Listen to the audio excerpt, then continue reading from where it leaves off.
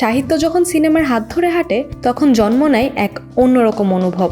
ঠিক যেমন হাঁটছে এবার মাহমুদুল হকের জীবন আমার বোন, বাংলা সাহিত্যের এক মর্মী শিল্পকর্ম, যা পাঠকের হৃদয়ে বাজে এক বিষণ্ণ সুরে। এবার সেই সুরই ভেসে উঠছে পর্দায়। উপন্যাসটি কোনো কাহিনী নয়, এটা যেন জীবনেরই আরেক নাম। এক বোন, এক সম্পর্ক, এক নিঃসঙ্গ পথ চলা, যেখানে ভালোবাসার অপূর্ণতা রেখা আঁকে এক অদৃশ্য মানচিত্র। এবার সেই মানচিত্রটি খুঁজে নিচ্ছেন পরিচালক এনায়েত করিম বাবুল। সিনেমার কেন্দ্রবিন্দুতে রয়েছেন শার্লিন ফারজানা ও খায়রুল বাশার। শার্লিন ফিরছেন 5 বছরের নীরবতা ভেঙে। শেষবার 49 বাতাসে যে কোমল অভিনয়ে হৃদয় ছুঁয়ে গিয়েছিলেন, এবার সেই অভিজ্ঞতা যেন আরও পরিপক্ক, আরও গভীর। আর খায়রুল বাশার, যিনি কাজল রেখাতে দেখিয়েছিলেন নিজের পরিণত অভিনয়ের ছাপ, এবার আরও এক ধূসর গল্পের নায়ক। বর্তমানে নবাবগঞ্জের নীরব লোকেশনে চলছে শুটিং।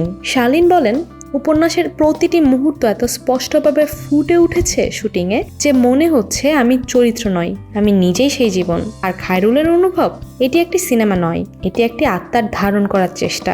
জীবন আমার বোন কোনো বিনোদন নয়, এটি দর্শকদের হৃদয়ে ঢুকে পড়া এক গল্প, একটি সময়, একটি সমাজ, এক নিঃশব্দ প্রেমের প্রতিচ্ছবি। এটি এমন এক অভিজ্ঞতা যা হয়তো একবার দেখলেই চোখে জল এনে দিবে, কিন্তু মনে ছাপ রাখবে চিরকাল।